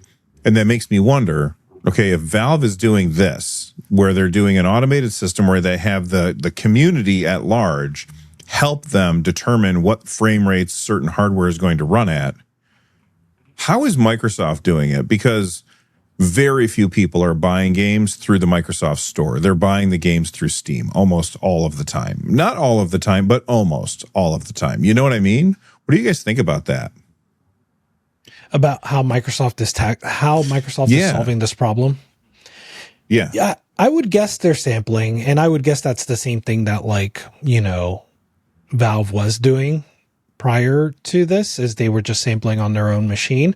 But also I suspect that Valve's verification of deck verified was already very light, and Microsoft is at least doing just as light, if not lighter. So I don't think they had any sort of, even though, they could bake that in if they wanted to, I don't think they had any sort of anything baked into kind of the API layer or anything that was sampling across the community. Yeah, the one cool thing about what Microsoft did, and I think the thing that kind of separates it isn't necessarily the grading of the game and its performance, but those default game profiles that they came up with, where it was like, all right, you're going to play Gears of War. You can just turn this one on and we'll set the settings for you, and I like that. They announced that. I was looking it up because I couldn't remember, but they announced it in November, 40 supported games, and I don't know how well it's going because I've only used it a couple times, but I like that idea too. Like the idea of like, hey, with our profile, with this hardware, this is what you can expect. I like that kind of setup, as opposed to just making promises and those people reading it may not know the nuance of like, well, that also means low settings and 30 frames per second. You know what I mean? Where this is just kind of like them kind of giving you the complete package where it's like, all right, here are the settings and the profile. We'll set that for you. And this is what you can expect in terms of performance. It doesn't look like they say specifically what kind of performance you're going to get. They're just saying, hey, this is the best way to play it. Yeah. I hope just one thing that is probably true, but I do want to say it for some reason. I hope it's not just like average FPS. I hope we also see like low 1% lows, 0.1% lows. I hope we see that level of detail on there. There's a lot of people that don't understand what 1% lows and 0.1% lows are. Do you want to just explain that to the audience real quick, Rich? Because I feel like it's something that we see when we do, like people who do benchmarks all the time, like we do, like we know what they are, but when people watch benchmarks, I think a lot of times they look at those numbers and they're like, boy, there's a whole lot of bars on this, and I don't know which ones I'm supposed to be paying the most attention to. Yeah. Yeah. So it's entirely possible that a game maintains a pretty high frame rate. And so the average is brought up, let's say. But sometimes you see that it'll just kind of stutter, right? And so what you're seeing, sometimes the stuttering can be a variety of causes, but sometimes that stutter is caused by a spike in frame time, and that is shown as like a really low drop in frame rate, even if it's only for a small amount of time. And the best way to sort of understand when that happens is to look at 1% lows and 0.1% lows, which are basically like a percentile system, right? Like at the lowest 1%, what was my average frame rate? And at the lowest 0.1%, what was my average frame rate? If you have a game that's really consistent in that frame time, that those numbers will be closer to the average. They're obviously going to be lower than the average no matter what, but that band where they're closer to the average just shows that frame time is more consistent, and so you'll see less of that cause for stuttering. Right. So your goal when you're trying to compare which hardware do I want to play this thing on, your goal is to have your 1% lows and your 0.1% lows to be as close to the average frame rate as possible. The further apart they are, the bigger the stuttering you're getting. Absolutely. Yep. All right. And we're going to let us know what you guys think of the Valve's frame rate estimator. I think that this is really cool. Again, we haven't verified this. It's just a picture somebody posted to Reddit. So who knows what that is. But next up, Russ, I found an article just for you about PlayStation 3 emulation having a breakthrough. I don't emulate PlayStation 3 stuff. I don't really emulate PlayStation 2 stuff. Like I test it for what I'm playing. When I play emulation games, it's 8 and 16-bit consoles. Like those are my bread and butter.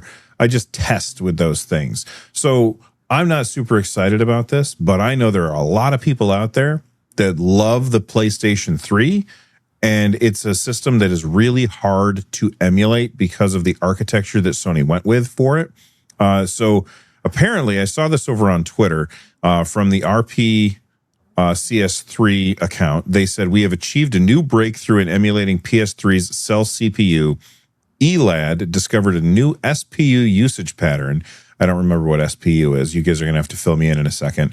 And coded ways to generate more optimized PC code for them, benefiting all games. Twisted Metal, one of the most SPU-intensive games, sees a 5 to 7% average FPS improvement. So those of you who are big into PlayStation 3 emulation, this seems like a pretty big deal. What do you think, Russ?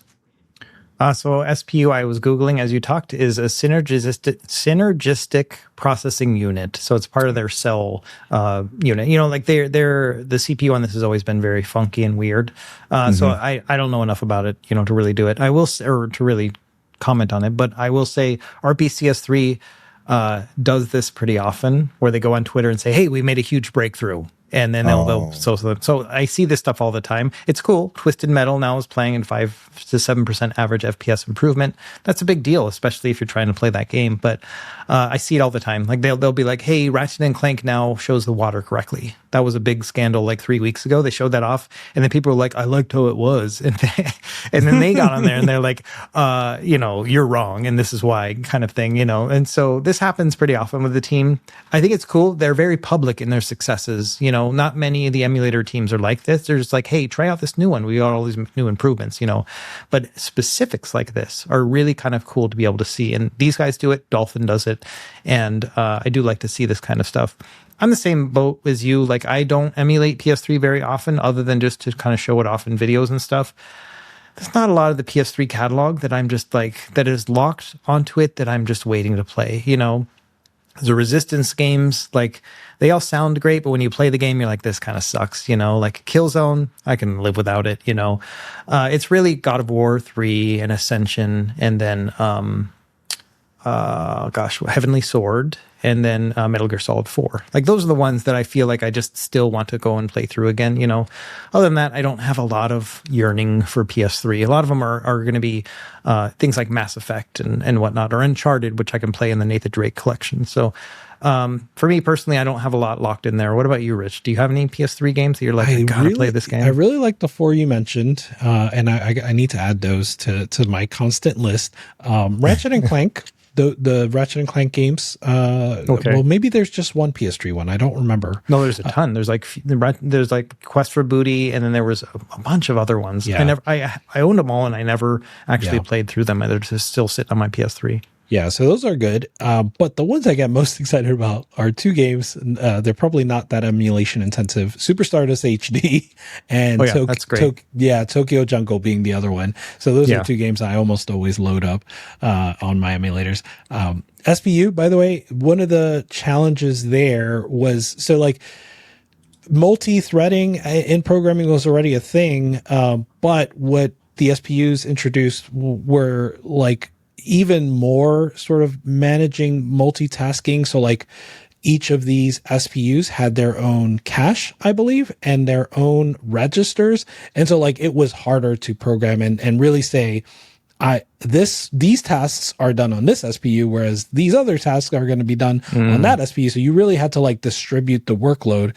And the games that, you know, early on in the PS3 lifecycle when Xbox 360 had a real leg up in terms of performance for a lot of games, those were games that did not yet know how to capitalize on that parallelization, whereas later on in the lifecycle they figured it out, right? So that's what happened. That's Makes something sense. That doesn't really happen anymore because the architecture of modern consoles are so similar to a PC that like we don't get that. It used to be when a console first came out, the games looked a certain way, and then when at the end of the life cycle, you were just like, "Wow, the difference from." I haven't seen these games, so I don't know. The difference from Ratchet and Clank 6 to Ratchet and Clank 4 on the PS3 is huge. You know what I mean? And today, it's pretty much the same all the way through. Like it doesn't really improve nearly as much as it used to. Yep. All right. Yeah. Let us know what you guys think. And we're going to move on to talk about the games that we've been playing. Rich, you promised that we would talk about Crimson Desert, but before we do, Russ has been talking about playing Raccoin. Raccoin? Am I saying that right? Yeah, Raccoin. Raccoin. So I want to hear about this. Before I talk about that, I just looked it up. There are 7 Ratchet and Clank games for the PS3. There's 7 of them. I don't know why I doubted myself. Like, how many Ratchet and Clanks could there be on PS3? No, I remember they just kept coming out. I'm like, is this all the same game? You know, because there's a Tools of Destruction, Quest for Booty, Crack in Time, All for One, Full Frontal Assault, Nexus, and then they did like the remake of the original one. And so, ton of those. Anyway, okay. Raccoin is a roguelike. I know we've heard this so many times, a roguelike coin pusher game. So, you know, you go to, if I ever have to go to Chuck E. Cheese for a birthday party, whatever, and they give those unlimited tokens for an hour or whatever, they're supposed to be for the kids, but I always grab one, you know, it's like a little bracelet. And then I just go to a coin pusher. And it's just so therapeutic. Like, it's just like, you know, letting those coins push, you know, and then you get your tickets and I give them to the kids or whatever. And that's my hour right there. So this is a roguelike where you're basically simulating a coin pushing machine. And then there's so many different aspects to it. So there are coins that you can get, special coins, and they'll do interesting things like if you have 2 of the same coin, then each of them will go up in value, you know, or maybe they'll be attracted to each other. So they'll kind of bounce towards each other and then they'll multiply when they touch. That one's called the bunny coin. And then there's just, a bunch of other variables like that, you know. And then also there are, on the left-hand side, you have, I don't know the name of what they call it, like a perk. And this perk is going to be things like, hey, you know, it's kind of like your Joker cards in Balatro, where it's like, hey, every time this thing happens, then this thing will happen, you know. And so you can kind of build this environment where it starts to go nuts, you know. And then you also have, if you've ever done some of those high-end coin pusher machines, they have like balls inside of them, and you try to get the ball to come down like a rubber ball. And so they have those too. And when that one drops, it's like a special, like, I think they call them prizes. And so those prizes can be things like they will make all the other ones that are still remaining on the field explode. And when it explodes, it makes all the coins go everywhere and it's chaotic, but then a lot of them will push down, Or it'll be something like, it'll be when you use the prize, it'll be like a circle section, and then you can choose where it wants to be. And then all of the coins in that section will have the value of the highest value coin in that section. And so there's just all sorts of different unique things. You also shoot your coins with the trigger. So you hit the coins and you shoot from left to right. And so you have a set number of coins that you can use. And then it's like Luck Be a Landlord and like Balatro, where you've got a number you got to get to. Once you get to that number, you go to the shop, and that's where you can buy all this other stuff, then go back and do another round. I think it's 15 rounds to beat the game, basically.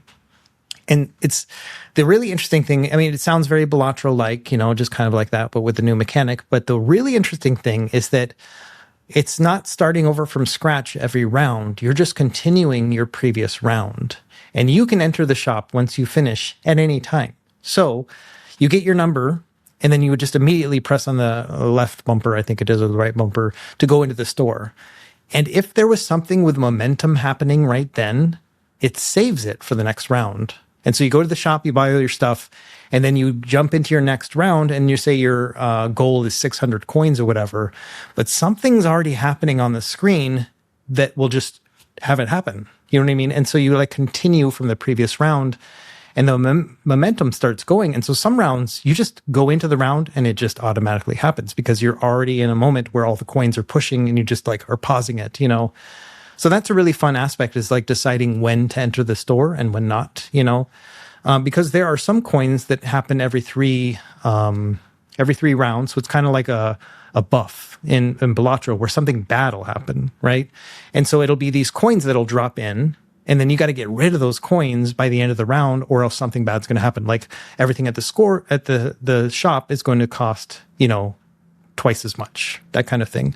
But if you clear them, then they give you a permanent perk that you can choose. And it'll be something like all the coins you have left over at the end of the round, like in the ones that you shoot, will carry over to the next round or something like that, So that's kind of how the mechanic works. It's really just a roguelike coin pusher, but it's less than $10, I think, on sale right now.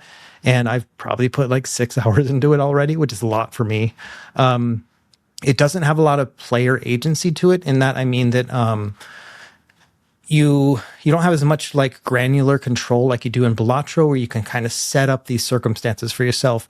Sometimes the chaos just happens and you're there to watch it, which is good and bad in some ways too. And so this is a really good game to play while watching TV, is what I've noticed, is you can kind of just make sure things are happening and okay, and then also watch your TV at the same time. So yeah, I'm enjoying it. Definitely worth the $10 for me. Do you think it's more like Balatro or more like Slots and Daggers? Oh, way more like Balatro. Yeah, it's definitely like Balatro. Like Slots and Daggers to me is more, there's more luck involved in that, and it just kind of how things play out, as opposed to with this game and with Balatro, where you are building your deck more or less, and you're creating the circumstances yourself once you get smart enough to figure it out.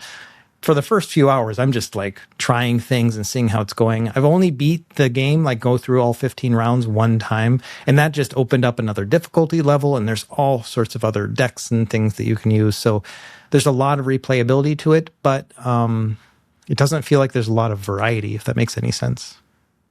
Yeah. So this was on I had a long list of demos that I wanted to try for the last Next Fest. And this was probably just out of reach for it. It was one of those that I knew I wanted to try, but also there are so many of these now that I can't keep it straight. Obviously you mentioned Luck Be a Landlord, which kind of started, it was the proto version, right? It didn't actually start the trend. It started the thing that started the trend. That's the game that you introduced to us on the first episode of this podcast. Yes, exactly. So Luck Be a Landlord was based on slot machines. Balatro was the thing that started the trend, and it's based on poker. But since then, there's been been plenty of like blackjack ones, including a recent one, Rogue Jack, another one that was released like last year called Dungeons and Degenerate Gamblers. There is a pachinko one that I think, Bill, you've mentioned, Billionaire. Isn't that pachinko? Billionaire, yep. Yep. Oh, yeah. There's a chess one coming in May that I'm really excited about called Gam Bonanza. I really enjoyed that one. There are mahjong ones. Wow, I can't get it. Altenjo, I think is what it's called. And that's a mahjong one. And there's like Dice a Million, which is based on dice. So there's just a million of these, but Raccoin does look really adorable. And so I will try the demo. I'm doing that this weekend. I really it's a lot like of the fun. art style. Yeah, it's cool. And really you can change the pixelation of the coins. You can make it really chunky and pixelated looking, or you can make it a little bit tighter, more demanding on the GPU. It is kind of a hard game to run. Like I've been doing it on my Odin 3 and this thing through Game Native, and it just kind of chugs because once you get all those coins going, there's a lot of physics happening. And so this thing will start to heat up pretty bad. And it is on sale right now for $9.34. It's regularly $11.39. What a weird price point, but oh no, that's for the bundle. That's for it's usually $11.99. Okay, so if you want Raccoin and Clover Pit, which I've talked about extensively on this show, you can get both of them right now for $9.34. Nice. And if you have the game already, you probably get, and yeah, I'm looking at it now, so I can get it for $9.34. I guess that's what you were saying. Yeah, I think that's what it is. It's that if you already own one, then you get an additional 5% off the sale. Oh, okay. Yeah. Nice. Gotcha. Yeah, and if you want to get this and Slay the Spire 2, you can get both of them for $33.08. And Balattra's on here too, so you can get a Ballatra bundle as well. Yep. Very cool. Awesome. Nice. All right. Rich, we've been playing more Crimson Desert. Yeah. How are you feeling? Give it a score out of 10. Ooh. Oh, no, out of 100 because Russ said so. Yeah, you can give a decimal or you got to be out of 100.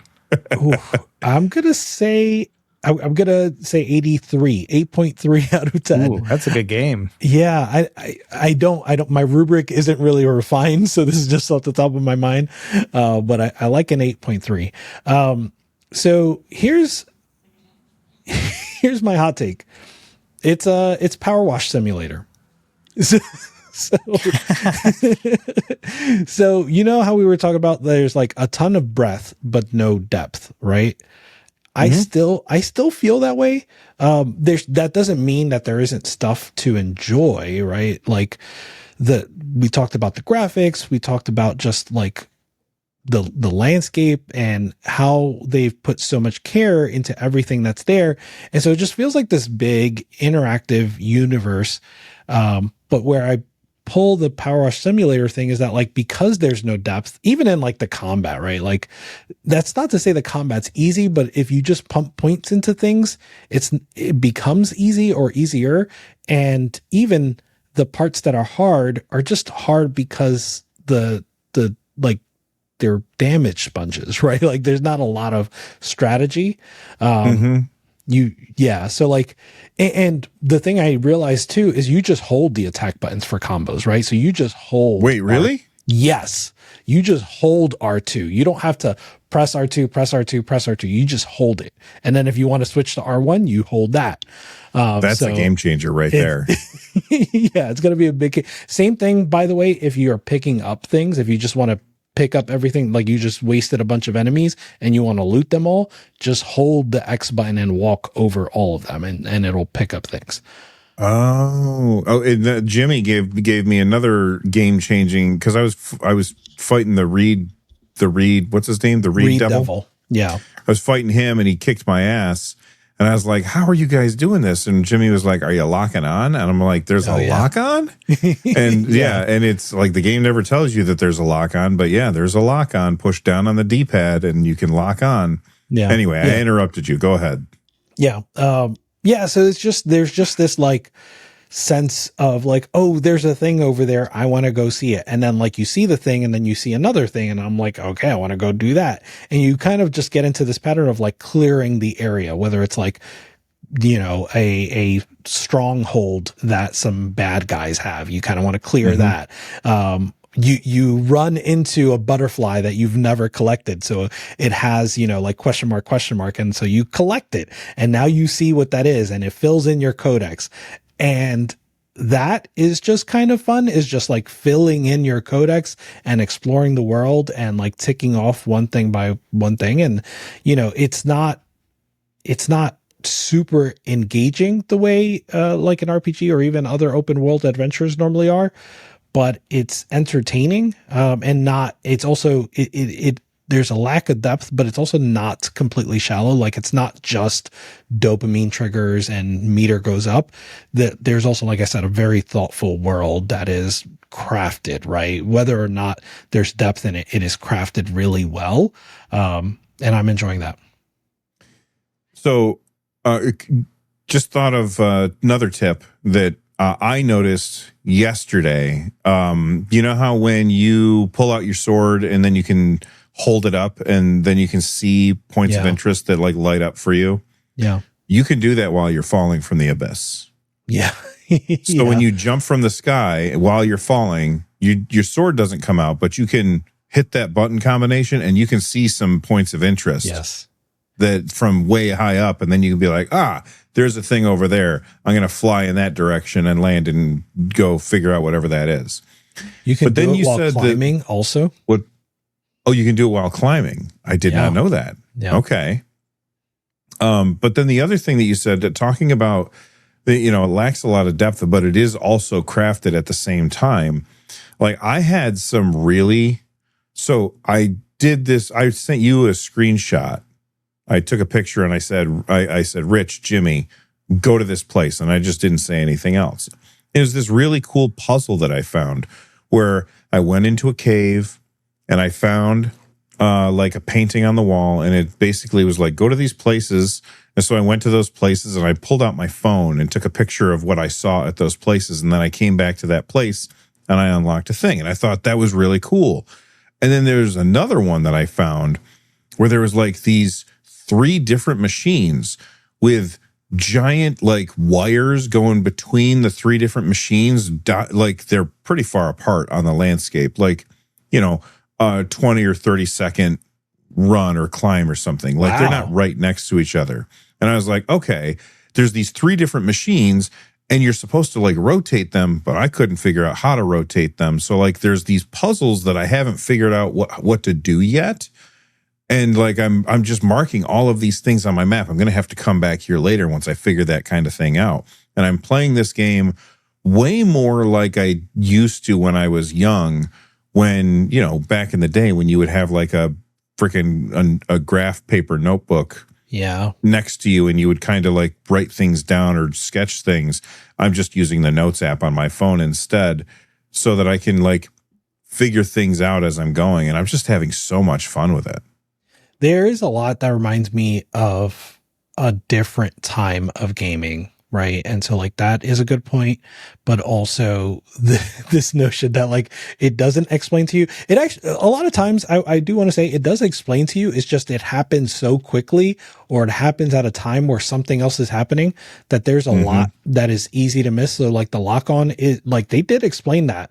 But also if you remember, Bill, I didn't realize you could just, I realized you can do the sword thing. I didn't realize that told you where secrets were or where checkpoints were. Right. So like it was supposed to be a combat thing. Exactly. And I'm guessing they mentioned that, but I just didn't catch it. Right. So there's all this stuff that like is easy to miss. And that also reminds me of like NES/SNES era gaming, where like it was easy to miss stuff and you could go on for a long time not realizing that was there unless you spoke to someone else, which you did a lot of back then. Right. And so it is cool to have these conversations with you and with Jimmy and with other people that are playing and being like, oh, I didn't know you could do that. That's awesome. Well, yeah, like just you know how when you find the little abyss artifacts that are like locked, yes, and you can't open them. Yeah. Well, yesterday I was playing and I found one, and my character held it in his hand, and then up on the top left of the screen, it was like it said, "Fall from the abyss to the ground in 30 seconds," and I was like, oh, that's how you open these things, is by doing some kind of challenge. So then I went into my inventory. I had like 5 of these things in my inventory. Yep. And it was like, kill 3 guys in 30 seconds, or no. That is it's one. like 3 guys in 30 seconds with a sword, but I had another one that was hit somebody 30 times in 30 seconds with a spear. Like, it's like, I know. And I had like a bunch of these, and I was like, so then I went and found bandits to unlock these things so that I could use them to unlock new skills and stuff. It's just such a, I'm not going to say deep game, but there's so much that you can just keep doing. Yeah. And it feels like, you know, like we've said before, this is the kitchen sink game. Somebody walked into the office and said, I had an idea last night. And they're like, say less, put it in. We're just going to do it. It's awesome. Yeah. Yeah. It's a little obtuse in that way. Like you mentioned the puzzles. I don't think I've solved a single puzzle yet, right? Like I've seen the one with the map and it has the X's on it. I actually haven't really pursued that one yet. So I can't say I didn't solve that one, but then there was one that I went into a spire, and I was able to go like up to the 2nd level of the spire, but I think there's a 3rd level that I need to go to complete that, you know, spire thing. And I haven't gotten there yet. And I'm like, how do I get up there? Like, I think it's giving me a hint, but I don't know like what to actually do. So there's a lot of that where I would call it obtuse, especially relative to modern game design, where it's like, here's the yellow paint. Here's, here's Atreus telling you the hint to the puzzle. Right. It doesn't give you any of that. It just figure it out. And if you don't figure it out, no big deal, right? Like there's content right around the corner if you prefer. So just try that. Yeah, just this morning, I was like in an area, I was like, there's a mysterious thing here. And I found a waterfall, and I kept getting knocked back. Like I was like, oh, yeah. And it turns out you have to stab the waterfall to go through the waterfall. I had to like look that successfully. So you press the right bumper and Y at the same time, and your character will like stab, and then you can make it through the waterfall. And then there's stuff behind there. I found like a silver mine back there, and I mined it all up. And then I came out and I was like, that wasn't the mysterious thing that I was looking for, because it's still on the map. Yeah. So I'm looking around this area forever, and I found a witch that would take artifact stones out of one weapon and let you put it in another weapon. And I was like, oh, that means I can use whatever weapon I personally like, and I can customize it to play the way that I like. This game is so fun. I love it so much. And I'm getting, you know what I'm getting from this? Getting Skyrim vibes. Where when I played Skyrim, I gave 2 shits about the main story. Instead, what I did is I saw a thing over there, and I went over and I did it. And then I saw the next thing over there, and I did that. And, you know, and I just kept ping-ponging through. And the main story was always like, the main story was a side story for me. Yeah. So I will say, just listening to you guys, my question is it too much game? Like, this feels almost like a Red Dead Redemption 2 kind of thing, where it's just like, there's just so much to it. And is it overwhelming? Like, are you guys like, are you feeling like you just want to explore it and you're looking forward to the time ahead? Or are you getting like daunted where you're like, oh my gosh, I can't believe there's just so much here? So when I'm playing the moment to moment gameplay, I am just in the environment and having fun. When I open the map, I'm always shocked at how little I've done.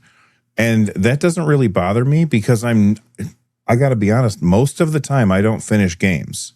When I play a video game, I start lots of games and I play them until I'm no longer interested. And that might be 10 hours. That might be 20 hours. That could be 200 hours. It depends on the game. But I just play them until I'm no longer interested in them. And right now I'm really interested in this game, so I just keep loading it back up and keep playing it, so I don't find it daunting. If you're somebody who feels like you have to complete it, don't play this game. Yeah, so I've definitely criticized games like this in the past, like Assassin's Creed and what it has become. And I think there's still room for that criticism. And I think that even with this game, and I think that for some people, they will absolutely, no question, feel overwhelmed. And I would have been that person 5 years ago. Currently, I do not feel overwhelmed. unlike Bill, I'm not taking any notes. I don't care if I get 100% completion. I am just like letting it flow over me. And, you know, when I run into something new, I come at it with the curiosity of a 5-year-old child, right? Like, what is that? And I look at it and it's like, oh, cool. That was a monarch butterfly instead of a crimson butterfly. And maybe I'll read the codex and okay, neat. And then it's out of my memory the next moment. And that's it. And, you know, there was one kind of side quest I ran into where it's like, there's like this somewhat heavily guarded area, but it's like guarded by magic, let's say. I don't want to give too much away. And every time I walk too far into that area, I basically get incapacitated and get taken away from that area. And I'm like, oh, same. Yeah. So I'm like, what is going on here? And it's that, like, it's just this like wonder and curiosity that I'm enjoying. Yeah, I just listening to it, it does give me Skyrim vibes, just hearing all this stuff. And I got to be honest, like my mindset is being like, man, I really need to install Skyrim and play that again. I'm like, because it's free. It's the Crimson Desert we already have at home, you know? And that's kind of the way I'm thinking about it right now, because I haven't played that game since the 360. So it's been a long time. One of the things I said early on is that like the, probably the worst thing about Crimson Desert is, in terms of just the perception of it, is that Breath of the Wild already exists. Tears of the Kingdom already exists. And you can definitely add Skyrim to that list. That already exists. And you could argue that, yes, it's already done those things. Those games have already done those things and perhaps even better. But yeah, that I won't push an argument against that. I'm just enjoying my time with it. Same. Cool. It's a really, really fun game. It's really well crafted.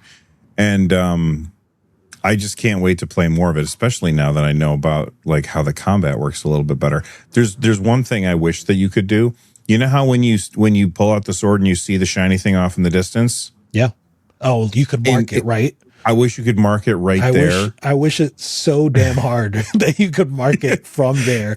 Yeah.